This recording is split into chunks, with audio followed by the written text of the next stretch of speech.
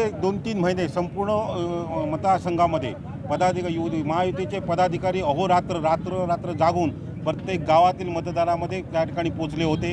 महायुतीच्या मार्फत जे कामं झाली, वेळोवेळी दीपकभाईंच्या मार्फत विकास कामं झाली, ती विकास कामं लोकांपर्यंत नेण्याचं काम सर्व पदाधिकाऱ्यांनी केलं। लाडली बहीण जी आहे ते लाडली बहिणीचं सुद्धा या ठिकाणी सहकार्य लाभलं आणि या सर्वांचा परिपाक म्हणून ज्यावेळी दीपकभाई या दोडामार्ग तालुक्यामध्ये आले ते गावोगावी जो प्रचार झाला त्याच्यामुळे एक वातावरण होते, ते वातावरण सगळं बदलून गेलं आणि जे म्हणत होते की दीपकभाईंना दोडामार्ग तालुक्यामधून आपण मत मिळणार नाहीत त्यांना या मतदानाच्या रुपये चपराक मिळालेली आहे। जसं यांनी सांगितलं त्याचं या ठिकाणी तिकीट काढून आम्ही दिलेलं आहे, कणकवलीचं पार्सल कणकवलीला पाठवलेलं आहे। त्याच्यामुळे पुन्हा या मतदारसंघामध्ये त्यांचं काही चालणार नाही।